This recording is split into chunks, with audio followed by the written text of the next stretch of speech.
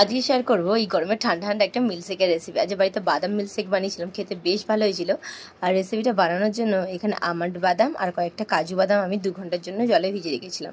তোমাদের যাদের হাতে অল্প সময় থাকবে তারা কিন্তু একটু গরম জল করে এটাকে 1 ঘন্টার জন্য ভিজিয়ে রাখো, তাহলে দেখবে আমন্ড বাদামের ওপরে যে খোসাটা খুব সহজেই কিন্তু উঠে আসছে। খুব ভালো করে না ভিজলে কিন্তু এটা উঠতে ঠিকঠাকভাবে চায় না। আর একে একে প্রত্যেকটা বাদাম থেকে কিন্তু আমি খোসাটা ছাড়িয়ে নিচ্ছি, আর বাদামের খোসাগুলো অবশ্যই ছাড়াবে। এখানে কিন্তু শুধু আমন্ড বাদামও নিতে পারে, কিন্তু কাজু বাদাম শুধু নেওয়া যাবে না, আমন্ড বাদামটা অবশ্যই নিতে হবে। আর যদি দুটোই থাকে দুটোই নিয়েও। ভালো করে খোসাটা ছাড়ানো হয়ে গেছে। এবারে আমি একটা মিক্সিং জারের মধ্যে বাদামগুলো দিয়ে দিলাম, আর দিয়ে দেবো অল্প একটু দুধ, আর তার সাথে মিষ্টি যতটা খাবো সেই অনুযায়ী চিনি এখানে আমি 30 থেকে 40 গ্রাম মতন দিয়েছি। যতটা দুধের বানাবে সেই অনুযায়ী দিও। এখানে মিনিমাম ওই 400 ml দুধের যতটা বানাবো সেই অনুপাতেই আমি দেখাচ্ছি।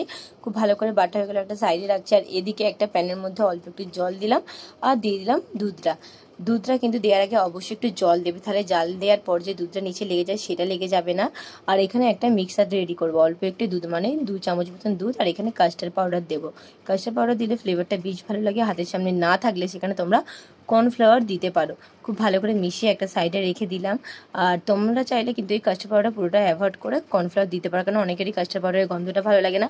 আর মিক্সিং জারে যে বাদামটা বেটেছিলাম সেটা কতটা স্মুথ বেটেছি সেটাই দেখিয়ে দিলাম। আর এদিকে ততক্ষণ কিন্তু দুধটা আমার জাল হচ্ছিল। দুধটা যখন হালকা ফুটে আসবে একটু 4 সাইডে নাড়াচাড়া করে নেবেন যাতে নিচে লেগে না যায়।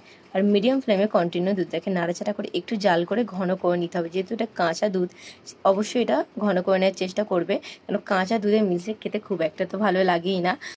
যতক্ষণ দুধটা জাল হচ্ছে আমি কয়েকটা বাদাম কুচিয়ে নিচ্ছি। এখানে আমন্ড আর কাজু বাদাম নিচে, এগুলো কিন্তু কাঁচা বাদামই ছিল, দিয়ে ভালো করে কুচিয়ে নিয়েছি। যেহেতু বাদাম মিল্কশেক না, অনেকটা বাদাম কুচি দিলে দুধে খেতে বেশ ভালো লাগে। আর দুধে যখন একটু ঘন হয়ে আসবে তখন এখানে কাস্টার্ড পাউডারের গোলাটা আর বাদাম কুচিগুলো দিয়ে একটু ফুটিয়ে নেবো।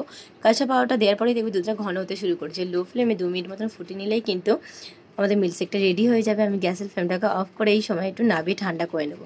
মিল্কশেক কিন্তু ঠান্ডা ঠান্ডা খেতেই আমরা সবাই পছন্দ করি।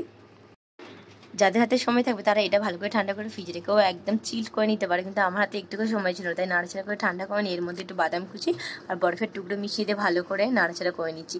বরফের টুকরো দেওয়ার ফলে দুধ তো বেশ ভালো ঠান্ডা হয়ে যাবে। আর গরম অবস্থায় কিন্তু একদম বরফ মেশাবে না, ভালোভাবে ঠান্ডা হয়ে যাওয়ার পরেই কিন্তু বরফটা মেশাবে। আর এবারে কাঁচের গ্লাসে সার্ভ করছি। এটা খেতে না দুর্দান্ত হয়েছিল। নর্মালি যে আমরা বাদাম শেক কিনে খাই তার থেকেও খেতে দারুণ হয়েছিল, কারণ আমি এর আগে অনেকবার কিনে খেয়েছিলাম। তার থেকে তোমার বাড়িতে বানানোটাই বেস্ট লেগেছে। আর উপর দিয়ে একটু কেশর দিয়ে আমি ডেকোরেশন করেছিলাম। তোমাদের রেসিপিটা কেমন লাগছে জানিও, আর ভালো লাগে লাইক কমেন্ট শেয়ার সাবস্ক্রাইব করতে ভুলো না। দেখা হচ্ছে অন্য কোনো রেসিপির সাথে।